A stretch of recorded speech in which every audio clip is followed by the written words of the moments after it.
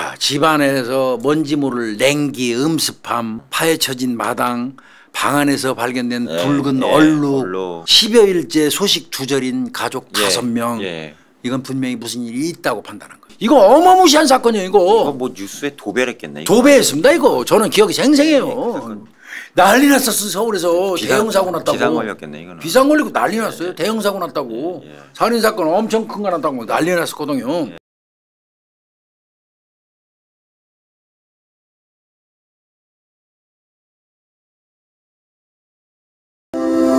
예, 오늘은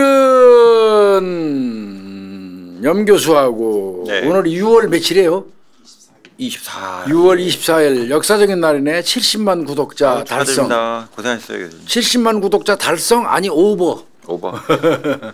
우리 저 구독자님들이 충분히 주변에 홍보해 주시고 아껴 주시고 격려해 주셔가지고 나는 말까지 갈 줄 알았더니 한 일주일 앞서간 것 같아. 오늘 70만 구독자를 채웠습니다. 고생했어요. 그리고 이제 오늘 대한민국 살인 사건은 294회입니다. 아, 벌써 300회까지 다 왔네. 예, 294회. 요거는 제가 경찰 들어가고 얼마 안 있어 1년 뒤에. 아, 그래요? 일어났던 사건이네요. 지금 확인해 보니까. 물론 우리 관할에서 내가 한 사건은 아니지만 이 사건은 1983년 사건이에요. 이거 사실은 그 신문 같은데 상당히 많이 났던. 그리고 제가 경찰 들어가자마자 이 얘기 꽤 들었어요. 아, 이걸요? 네. 다른 관내에서 야, 씨, 그 어마무시한 사건이 일어났대 할 때 그 들었던 그 사건이거든요. 네. 제 수첩에도 요 사건 이름이 이렇게 적혀 있더라고. 예전 그 수첩에. 서울시 동대문구에 거주하는 이 씨가 있어요. 이 씨. 그 당시에 47살의 여성입니다. 47살. 결혼한 저 분이겠죠? 네. 47살 먹은 이 씨 여성분이 몇 시간째 지금 전화를 계속 붙들고 있는 거예요. 땀을 뻘뻘 흘리면서 계속 걸고 또 걸고 걸고 또 걸고. 그게 뭐냐면 그게 누구냐면 어머니 부모님. 아, 어머니한테요? 매일같이 어머니 아버지하고 안부 전화를 해요. 시집 갔어도. 어머니 아버지는 어디 사냐면 서울 성북구 장유동에 거주해요. 바로 위네. 예. 그러니까 동대문 쪽하고 뭐 가까워요. 그러니까 근처에 사시는 부모님하고 매일 전화 통화를 해갖고 안부를 묻고는 했어요. 시집 갔어도. 또 부모님이 그 당시에 73세로 동갑이에요. 연로하시잖아. 그리고 83년 그쯤에 73세는 많으신 거예요. 연세가. 그러니까 아유 그 저 매일같이 안부를 묻던 부모님인데 전화를 안 받아 한 10일 전부터. 말이 안 되지. 근데 이제 뭐 아무리 그래도 한 번 이제 간 적이 있었는데 그때 막내 동생이 뭐 여행 갔다고 그래서 그런가 보다 이렇게 생각한 적도 있기는 해요. 네.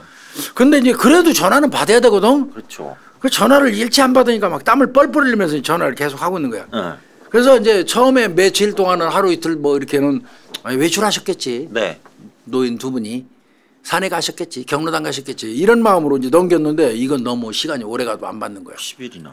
이거는 뭔가 이상해. 그런 일 같은 건 안 하셨어요? 어르신들이 일 같은 거 안 하셨죠. 83년대 73세가 일하는 경우 별로 없었어요. 맞아요. 제 기억에. 완전 초고령이라. 제가 경찰 막 들어갔을 텐데. 그러니까 이거 이렇게 73세 연세가 많으신 분들이 특별히 하는 일도 없는 이런 노인네들인데 그렇게 오랜 시간 집을 비울 일도 없고. 그럼 저기 그것도 같이 사는 사람 없어요? 그 집에 이제 동생 부부가 살았어. 아, 동생이요? 동생 부부가. 그 동생 부부한테 전화를 해도 전화를 안 받아요. 그것도 말이 안 되잖아. 그래서 안 되겠다. 이거 도저히. 이거 집에 직접 가봐야겠다. 이제 이렇게 마음을 먹게 돼요. 그러면 그 부모님의 집은요.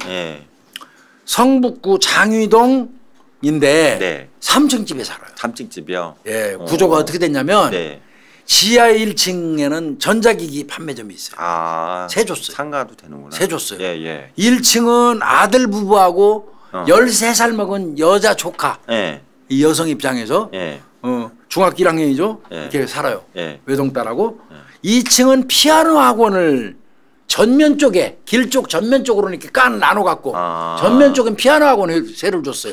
그리고 이 안쪽 골목 안쪽으로 한 건물인데 쪼개 가지고 저쪽 밖을 보는 데는 가게로 준 거 이렇게.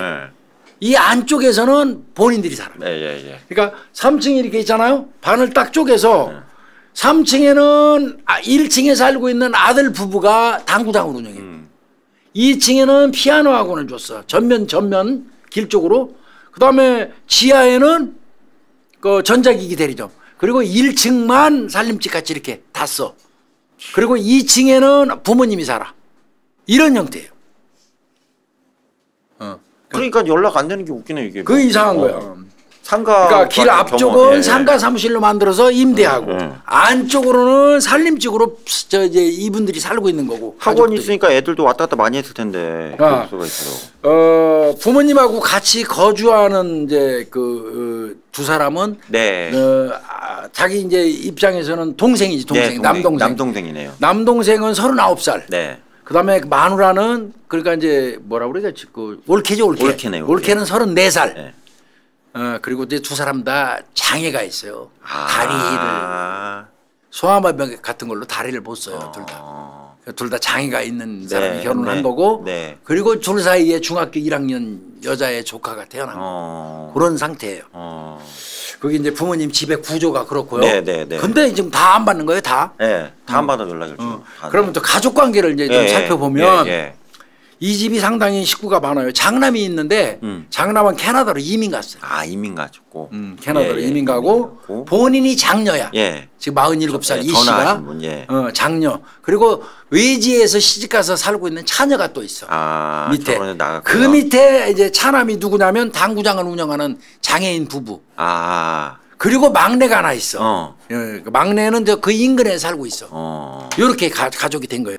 삼남이죠, 맞습니다. 네, 이렇게 있는 거예요. 자, 그날 이제 도저히 안 되겠어. 집에 갔어. 이게 이렇게 연락이 안 될 수가 없어 이거. 그렇지. 다시 집에 갔어. 역시 인기척이 없어. 아유, 도대체 안 돌아왔다는 거야? 집에 들어갔어. 집안 어디에도 가족들이 없어. 셋에 둘이면 5명은 있어요. 그러니까. 그리고 이 씨가 느낀 거는 불안감 속에서 갔기도 했지만 그렇죠. 아무래도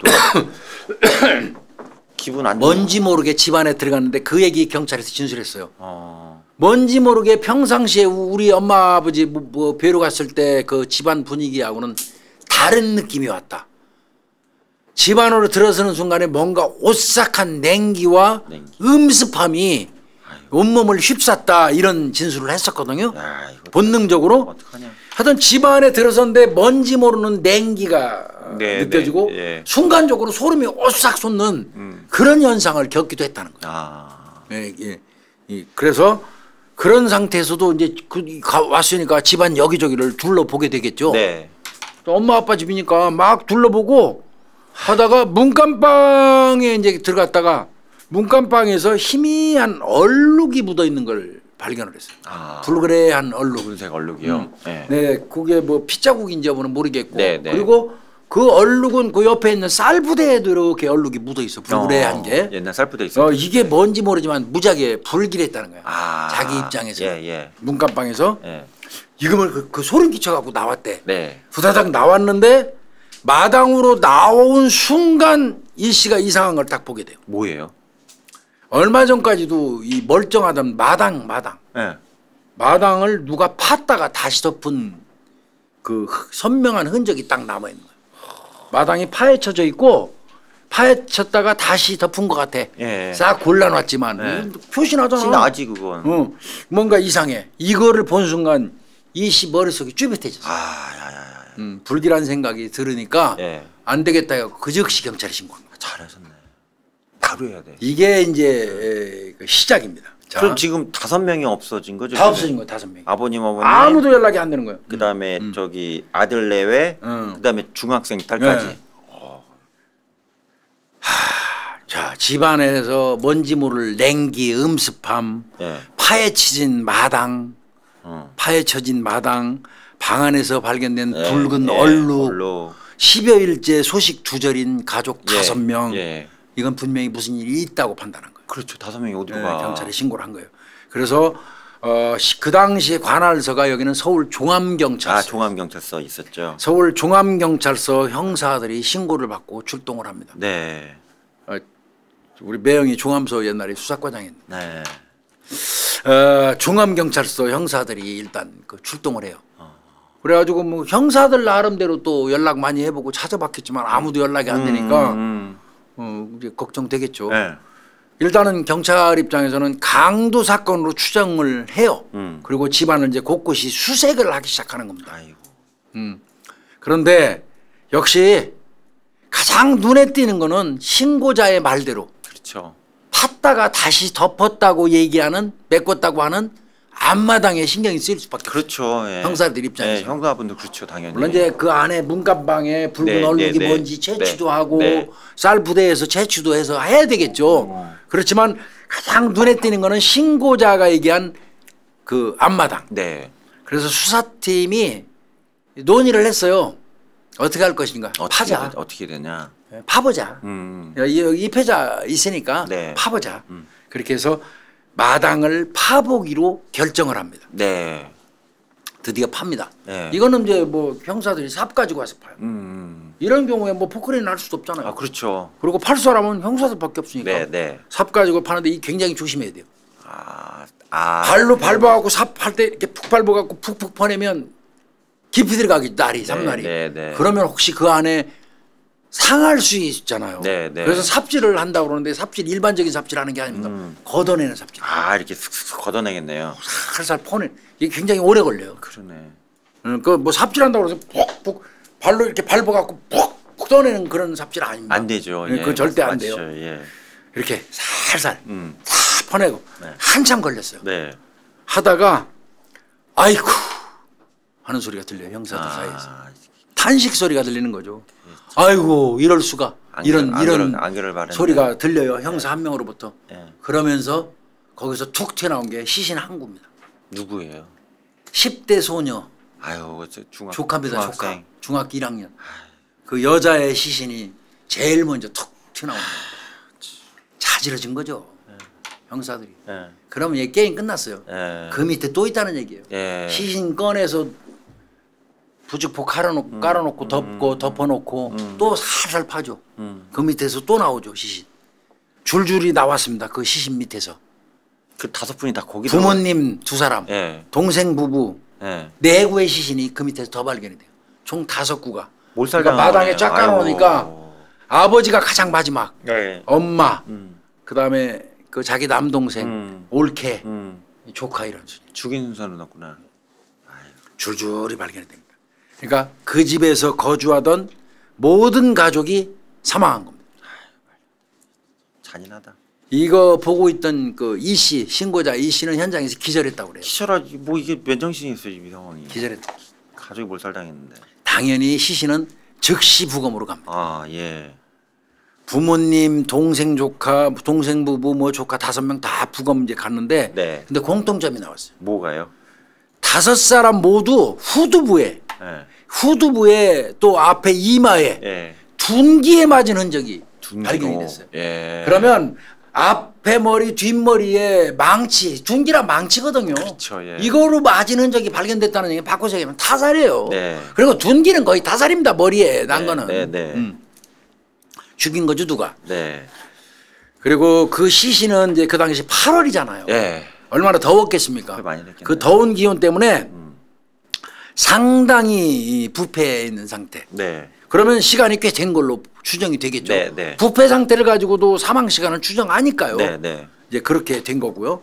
자 이제 이거 큰일 났어요. 난리 났겠다. 이거. 일가족이 다 죽은 거예요.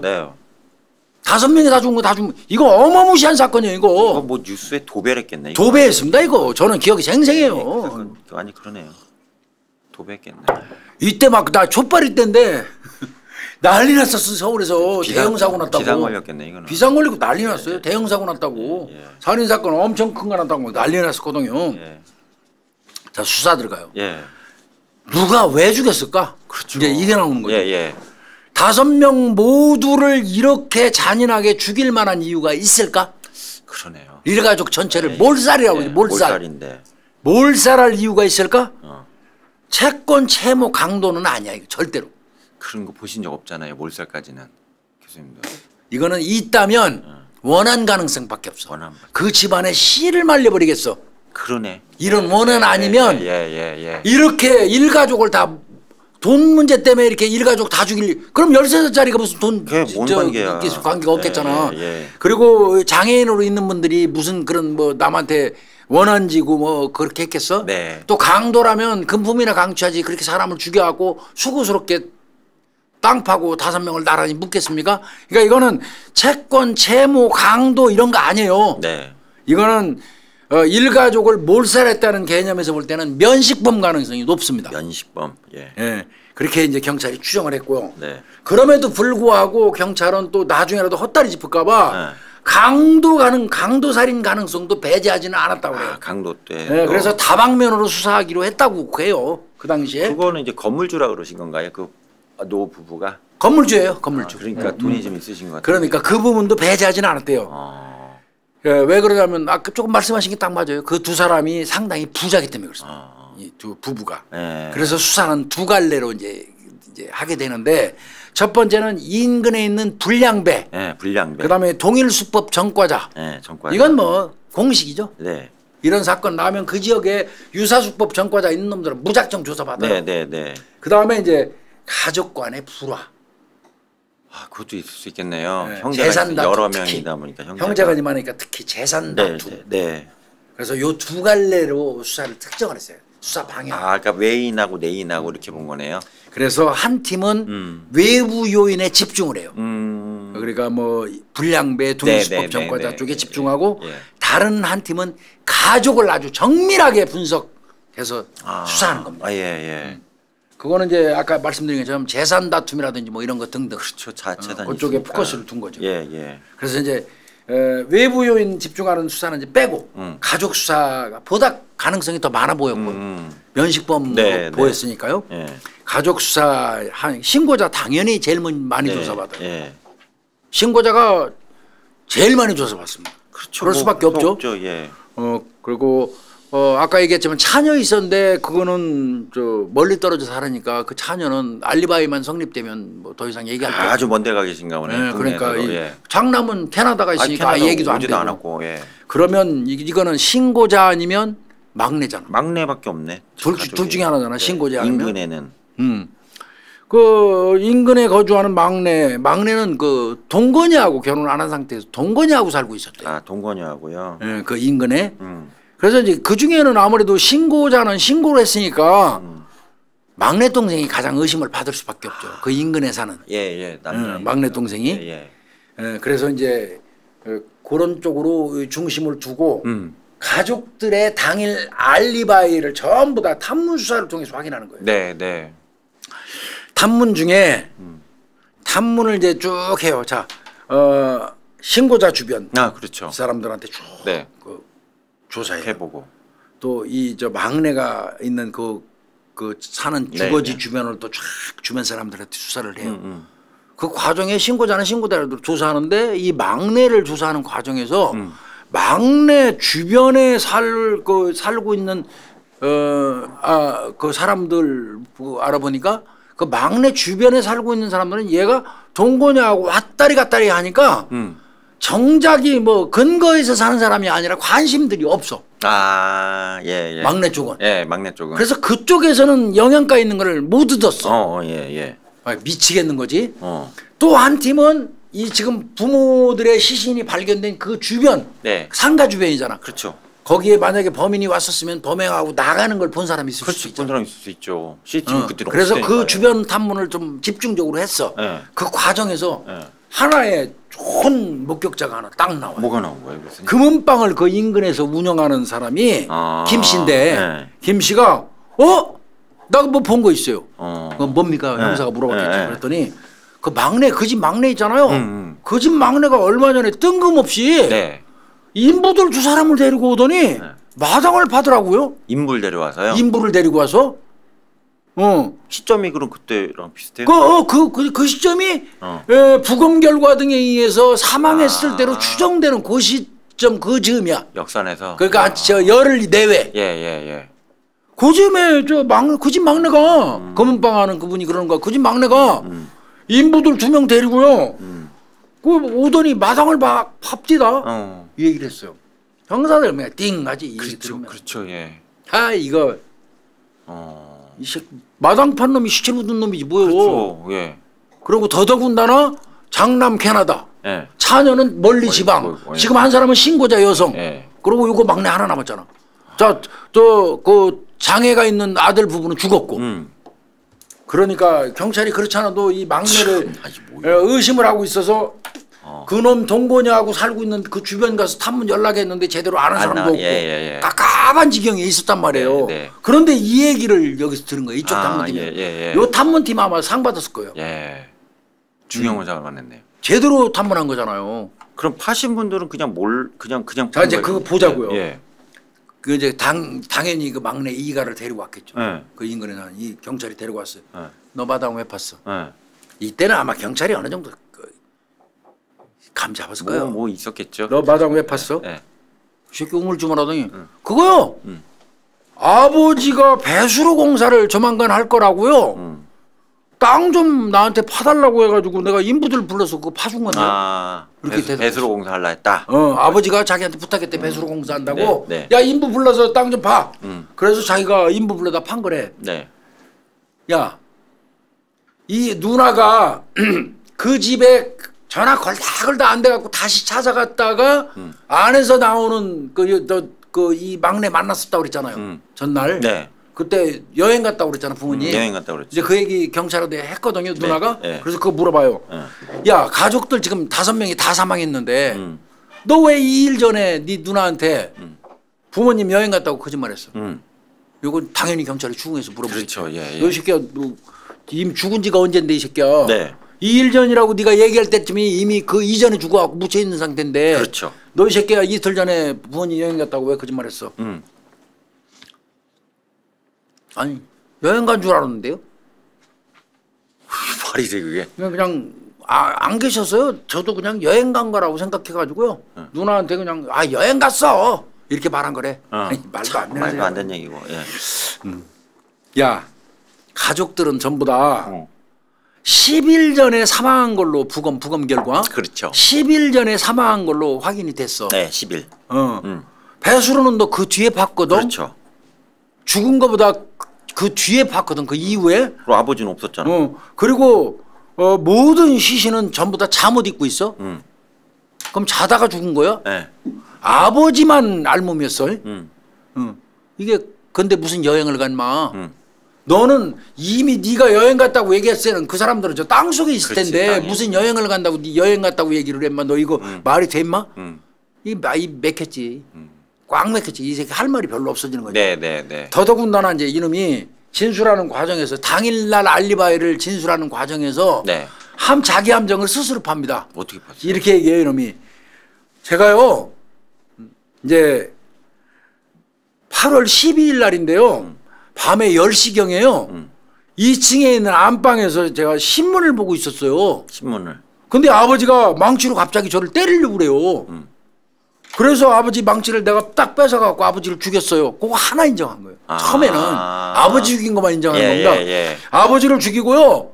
1층으로 내려와 보니까 4명이 다 죽어 있었어요. 즉 말하면 뭐냐면 아버지가 1층에서 4명을 다 죽이고 자기까지 죽이려고 하는데 자기가 아버지 그 망치를 뺏어서 아버지를 죽였다 이거야. 그러고 나니까 시신을 어떻게 할 수 없어서 묻었다 이 소리야. 첫 진술이 그거예요. 첫 진술이. 그런데 그러니까 정말하면 아버지가 다른 가족은 다 죽이고 이제 그랬다고 이제 나까지 죽이려고 해서 죽였다고 그러다가 조금 있다가 또 말이 바뀌어요.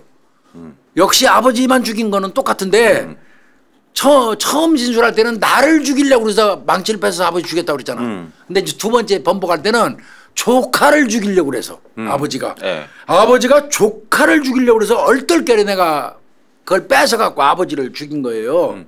그리고 나서 무서워갖고 1층으로 내려와 보니까 형 가족도 다 죽어 있었고요. 이렇게 진술했어요. 근데 여기서 자기 압력한 거예요. 조카는 살아있잖아. 그럼 이 얘기상. 그죠. 그 형사가 이제 다시 물어봐요. 이제 기가 차. 그렇죠. 이러면 조카는 안 죽어 있어야죠. 안 죽어 있어야 되잖아. 그리고 첫 번째 함정, 두 번째 이제 그 형사가 아무런 짓도 안 하면서 물어봐요. 아버지가 어디에서 조카 죽이려고 그랬어? 그랬더니 조카가 자던 방에서요. 이렇게 대답했어. 너 조금 전에 아버지 죽이고 1층으로 내려오니까 형 가족이 죽어 있을 때문에. 그래, 그렇게 얘기했죠. 그러면 조카 방도 1층이고 1층에서 1층으로 내려오는 일도 있냐 이 새끼야? 여기서 뺏겨버려. 말려버렸네. 그리고 조카가 살아있잖아. 살아있죠 지금. 여기서 말려버린 거예요. 여기서 완전히 무너진 겁니다. 지금부터는 이제 얘 이름을 얘기할게요. 이 막내가 이름이 이호성입니다. 이호성이요. 근데 이호성이 어디서 들어본 것 같지 않아요? 옛날에 야구 선수 이호성 살인 사건이 예, 있었죠. 예. 그 이호성이하고는 다릅니다. 예. 이호성입니다. 예. 이 사건이 이렇게 돼서 결국은 이호성이가 살해한 게 됐는데요. 아이고. 이 전모를 좀 볼까요? 말도 안 된다 이건 진짜. 참 어이가 없더라고요. 얘가 제일 말썽쟁이에요. 이호성. 아 집안에서요. 5명. 막내인데 네. 이 새끼 공부를 못해가지고 중학교 졸업하고 특별한 직업도 없어요. 그냥 노동일 뭐 이런 거 용역회사 같은데 전전하면서 지내고 있었어요. 네. 그리고 이제 이 사건 당시에는 동거녀가 35살이에요. 얘보다 나이가 훨씬 더 많아요. 네. 35살 그 먹은 그 임씨. 네. 이 동거녀를 만나고 장유동에서 동거 생활하면서 왔다리 갔다리 하고 살고 아버지 집에서 왔다 갔다. 네, 그러네. 형편이 어려울 수밖에요. 일을 안 하니까. 네. 그래서 수시로 부모님한테 지원을 받았어요. 부모님은 부자잖아요. 네, 생활비 좀 달라고. 수시로 지원을 받았어요. 자, 너무 자주 부모님한테 손을 벌리니까 이게 사이가 안 좋아. 안 좋았지. 당연히 부모님도 이제 지겹지어서 오면 돈 달라고 그러니까. 네, 내가 은행이냐 그러잖아. 왜 대체로 네. 엄마한테 가서 나도 참 우리 엄마한테 손 많이 벌려가지고 내 현직에 생활하면서 그때 월급이 뭐 얼마 안 되니까 얼마 안 되죠. 진짜 얼마 안 됐어요. 정말 뭐 친구들 한번 왔다 가면 술 한잔 먹고 나면 빚져갖고 월급 그러면 겨우 생각한 게 수유동이 우리 엄마한테 쫓아 열악했어요. 엄마한테 가서 용돈 달라 그래서 받고 손바닥 벌리고 그러는데 나중에 이제 자주 가니까 그러시더라고. 너는 내가 은행으로 보이냐? 그렇지, 은행으로 보이냐? 뭐 이렇게 말씀하시던 거 생각이 나는데. 아 근데 교수님하고 얘는 버전이 틀리죠. 그러니까 이제 부모님한테 너무 이제 이게 비전도 없는 놈의 새끼가 맨날 손 벌리고 그러니까 사이가 안 좋았어요. 이건 버전이 틀리지. 그리고 어느 날부터 이제 부모가 저 지원 다 끊어버린 거예요. 끊어버린 거예요. 정신 차리라고. 여기서부터 이제 이호성이가 분노하기 시작했어요. 그래서 이 사건이 나기 한 달 전쯤에 요 네. 한번 밤늦게 찾아가요. 가서 대문 막 발로 찹니다. 안 열어주니까 뭐. 술 먹고. 대문 막 발로 차고 막 그러면서 소란을 막 피워요. 그때 이제 그 과정을 본 이웃 주민들 진술을 들어보면 다 봤어요. 이놈이 대문을 막 발로 차고 욕설을 하고 소리 지르고 그랬다는 거야. 뭐라고요? 그러고 뭐라고 그러냐면 야 이 노친네야. 지 엄마 아버지한테 그런 거야. 야 이 노친네야. 죽을 때 그 많은 재산 다 짊어지고 갈래? 자식이 힘들다는데 말이야. 응? 미리 좀 나눠주면 안 되냐? 이거를 밖에서 소리 지르면서 발로 막 차면서 그랬대요. 미친놈이네. 이거 완전히 또라이예요, 또라이. 뭐 이거 이웃 주민들이 다 본 거예요. 맡겨놓은 돈 있어요. 경찰이 그 맡겨놓은 돈이냐고. 잘 키워줬으면 됐지. 이런 거를 한 달 전에도 한 게 있었대요. 그리고 이제 이 신고자 누나나 이 가족들 얘기를 들어봤더니 이호성이가 평상시에 지금 부모님하고 같이 살고 있는 그 장애인 아들들이 아들하고 며느리 있잖아요. 그리고 그 장애인이다 보니까 벌이가 없으니까 3층에다가 당구장 내준 거 아니야. 오르내리면서 당구장 하라고. 아픈 손가락이지 부모 그래 아픈 손가락이 이거 데리고 있는 거지. 근데 얘는 이 막내 이 새끼 이호성이는 그 둘째한테 어머니 아버지가 그 재산 다 물려줄 거라고 의심을 했대요. 누나 저 부대 두고 봐라. 나는 이렇게 사는데 말이야 아버지 아버지가 그 저 차남 저 형만 말이야 껴안고 거기 저 며느리하고 같이 데리고 살면서 당구장도 주고 고기만 오르락 내려가면서 끼고 있는데 재산도 하면 나중에 다 그 사람 줄 거야. 큰형은 저 캐나다 갔으니까 안 줄 거고 누나 2명은 시집 갔으니까 안 줄 거고 나는 지금 이런 상태고 뭐 이러면서 의심을 엄청 했어요. 따지고 그리고 수시로 그런 얘기 했다는 거야. 장애인만 힘드냐? 나도 힘들어. 막 이러면서 따졌대요. 불성실한 걸 남 탓을 해 그래. 그러니까 이놈은 사는 방식이 그러한 놈이에요. 그렇게 했다는 거예요. 근데 이것만 있었어요. 교수님 뭐 딴짓거리 했을 거 아니에요. 얘는 수년 전에 용역회사, 그러니까 뭐 노동 같은 거 이런 용역회사 같아요. 거기에서 근무를 하면서 노름에 빠졌어요. 아이, 그렇지. 노름에 빠져들어가지고 도박한 거예요? 그 당시로서는 이거 내가 생각할 때 83년도 1,500만 원이 큰 돈이에요. 그 집 한 세 채쯤 될 건데. 큰 돈입니다. 500이면 조그만 집 샀는데. 아 그러면 500, 600에 예, 맞아요. 집 기억나요. 샀는데. 예, 조그만 집 샀어요. 어릴 적에.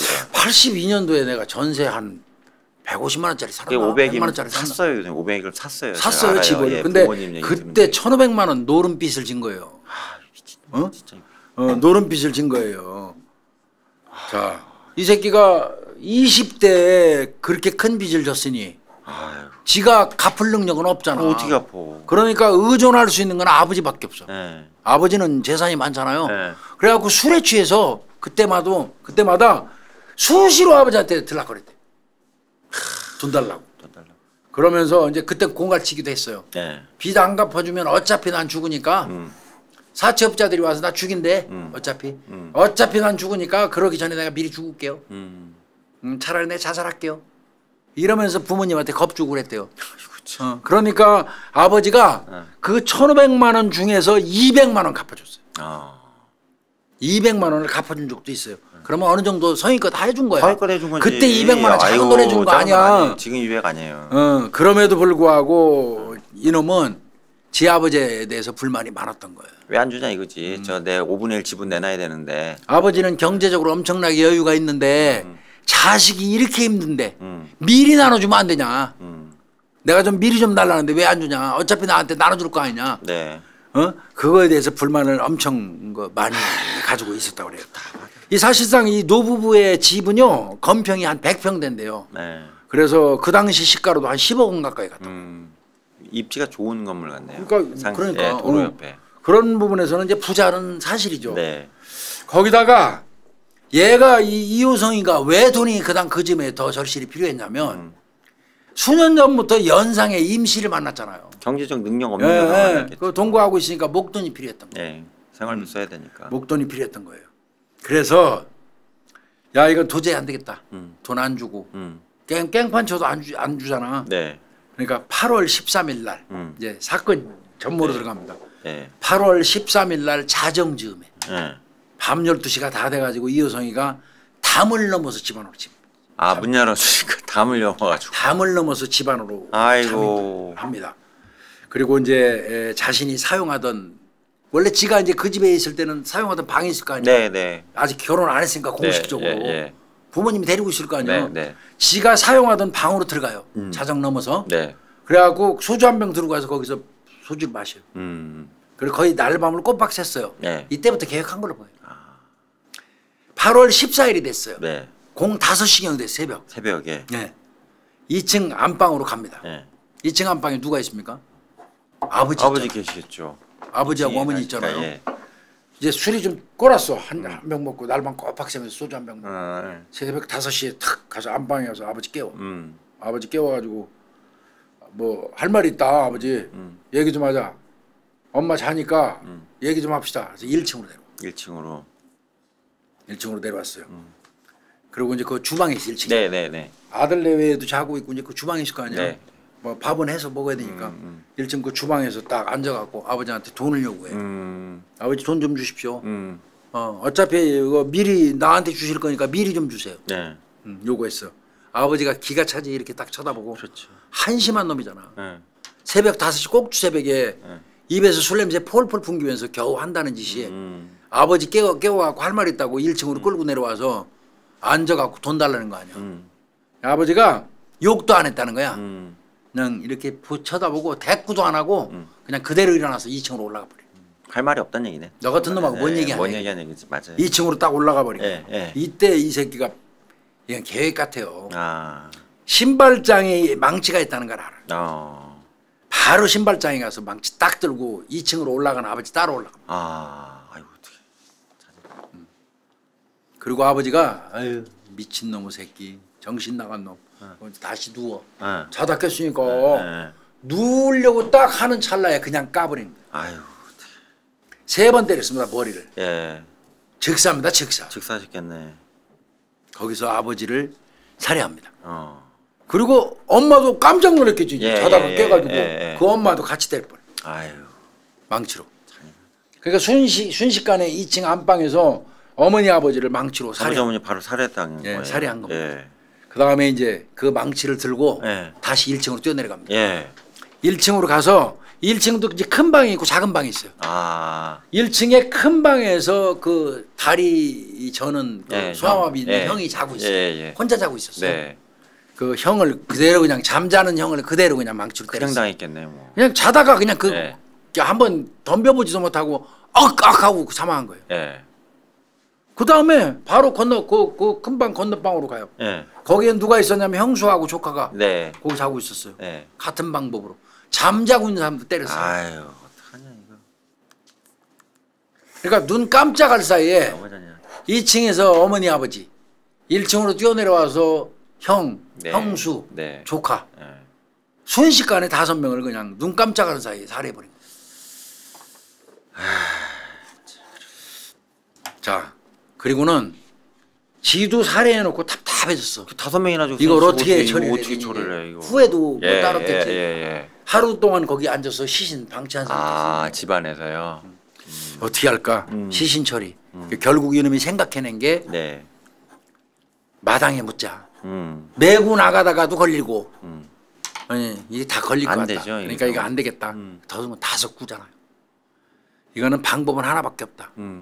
마당에다 묻자. 그런 생각이 들었어요. 그래서 그 다음 날 최모 씨라는 30살짜리 그다음에 김모 씨라는 29살짜리 뭐 친구처럼 지내는 2명이래요. 친구예요. 다 무직이에요. 무직. 요 2사람을 불러요. 그래갖고 야 우리 집 그 마당 배수공사를 좀 해야 하는데 좀 도와줘. 일당 줄게. 그래서 불러가지고 2사람으로 하여금 그 정원을 2m 깊이로 파괴합니다. 혼자 파기 그러니까. 2m 깊이로 팝니다. 파괴합니다. 이거를 금은방 안에 김 씨가 봤던 거예요. 이거 안 봤으면 이 사건 계속 꼬일 뻔했어요. 그러네. 자 그리고 당일날 이제 공세시경에 아버지 시신을 먼저 매장을 해요. 순서대로죠 뭐. 그 위로 나머지 시신들 차곡차곡. 아버지 제일 먼저 죽였잖아. 아버지 제일 밑바닥. 어머니 그 다음에 형 죽였잖아. 형수, 조카가 맨 위에 있는 거죠. 제일 먼저 발견됐잖아. 2m 깊이로 파가지고 그러니까 포개인 거예요 시신. 참 어렵다. 자 그리고 난 다음에 이 새끼 얼마나 치밀하냐면 이거 망치로 때렸으니까 비산혈이 얼마나 튀었겠어요. 얼마나 많았겠어요. 피가 난리 났겠지. 온 벽이 피축임 현상이 일어났겠지. 하루 또 방치했고. 이거 안 되겠다. 도배를 생각해요. 그래서 도배합니다 지가. 지 혼자요? 이게 일용직 노동도 하고 해가지고 했으니까 기술이 있겠네. 그래서 혈흔을 지우려고 도배를 새로 시작을 해서 도배를 하고요. 그 다음에 이제 그 집안에 있던 금고, 이 금고에서 열어요. 거기서 폐물, 그 다음에 토지 관련 뭐 또 가옥 관련 문서, 그렇지 토지 문서, 그러니까 집문서라고 그러죠 일반적으로. 땅 문서, 집 문서, 요거 다 챙기고요. 수표도 제법 많았어요. 현금도 많았어요. 그 다음에 통장, 은행 통장, 요거 딱 훔쳐요. 지가 목표한 건 다 했네. 훔쳐가지고 이걸 가져가서 임건여, 동건여 임씨, 임씨한테, 지 동건여 임씨한테 이거를 다 맡깁니다. 이렇게 뽀록 날 걸. 그러니까 일가족 자기 일가족을 사거리 죽이고 요 짓 한 거예요. 자 재판 회부됐죠. 재판 회부됐는데 얘는 당연히 존속살인이죠. 존속살인 두 분이나 존속이네. 존속살인 그다음에 사체 유기 2가지 죄명으로 기소가 될 수밖에 없고요.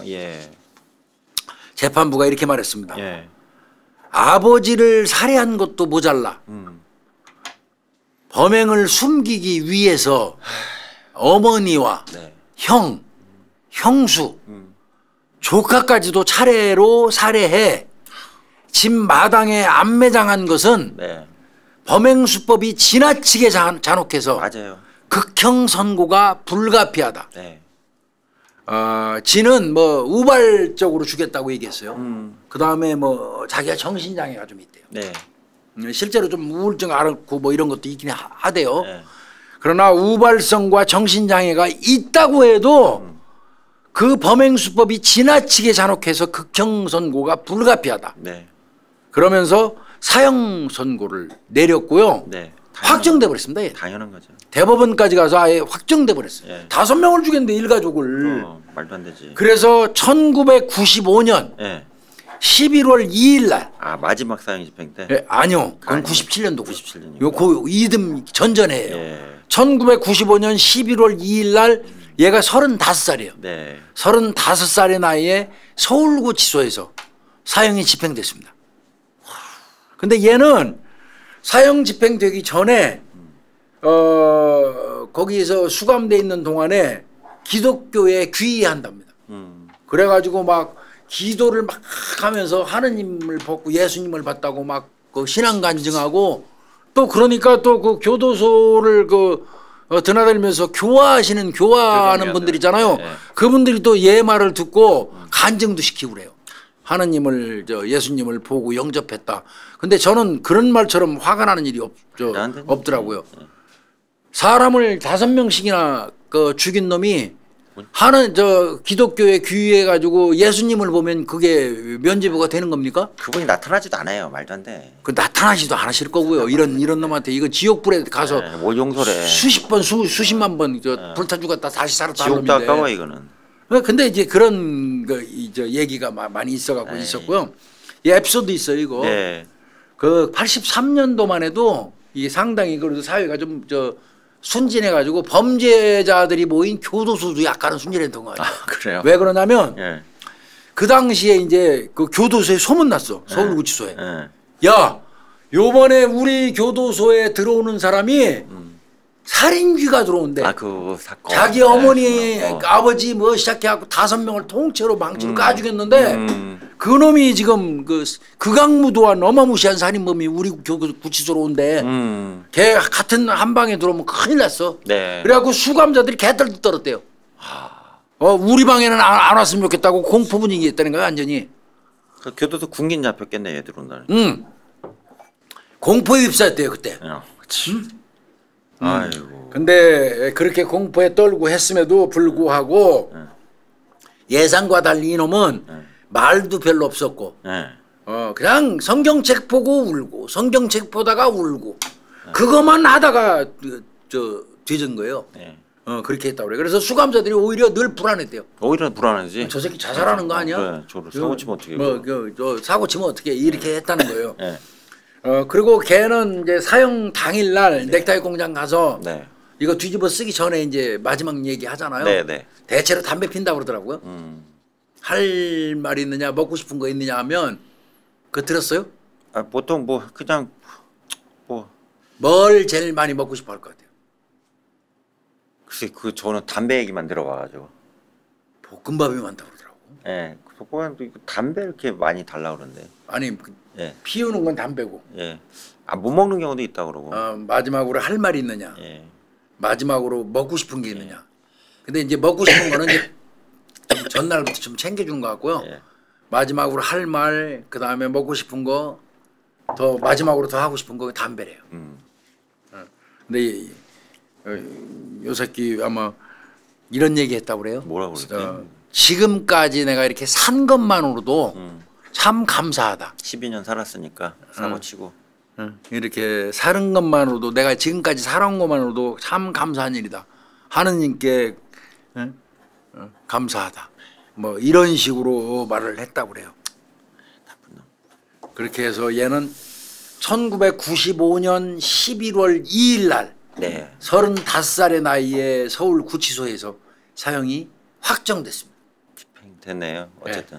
그리고 이제 아까 염 교수님이 뭐 물어보셨죠. 그 같이 땅판 최가 김가 이거 공무원 가이냐. 조사 엄청 받았어요. 이 사람들. 근데 5만 원씩 일당 받은 게 나왔고요. 그 다음에 오해를 그 사람들이 받은 게 뭐였냐면 물을 먹으러 방에 들어간 적이 있어요. 한 사람. 문 열고. 그때 시신 못 봤냐. 이래가지고 이거 공모로 이제 봤던 것 같습니다. 아주 돼지게 고생한 것 같은데 사실상 거기 부엌 쪽에 가서 그냥 거기서 물만 먹고 온 것 같아요. 방만 봤으면 널브러진 겁니다. 저 2층에는 어머니 아버지 안방에 다 죽어 있는 상태. 저 1층 큰 방에는 큰형, 이쪽 건너방에는 형수하고 조카. 그리고 그 안에 부엌 있잖아요. 네. 거기서 물만 먹고 나온 거란 말이에요. 만약에 봤으면 신고했겠죠. 근데 걔가 이제 그 옆에 지켜서 있으면서 집안에 못 들어가게 애는 썼는데 잠깐 딴짓하는 사이에 들어갔던 것 같아요. 네. 그 바람에 오히려 안 들어갔었으면 오해를 안 받았을 텐데 그 가는 바람에 공모 여부에 대해서 조사를 엄청 받았어요. 그랬겠네. 또 당연히 또 그 다음에 또 의심받는 사람이 또 있죠. 네. 동건여 임씨. 동건여 다 가져갔잖아 그거. 네. 토지대장, 가옥대장, 사거리, 폐물, 현금 이건 누가 봐도 자기네 집에서 갖고 온 거 뻔하잖아. 근데 임씨 당신 이거 몰랐어? 응. 나중에 갖고 온 건 알아요. 그거는 그 훔쳐왔거나 혹은 근데 절도는 친족상도래잖아. 처벌 못 하잖아. 안다고 해도 신고할 의무도 없고. 근데 이제 아마 아버지하고 싸우고 훔쳐갖고 온 걸로는 생각이 됐지만 맡아놨다 이거야. 갖다 놓은 거.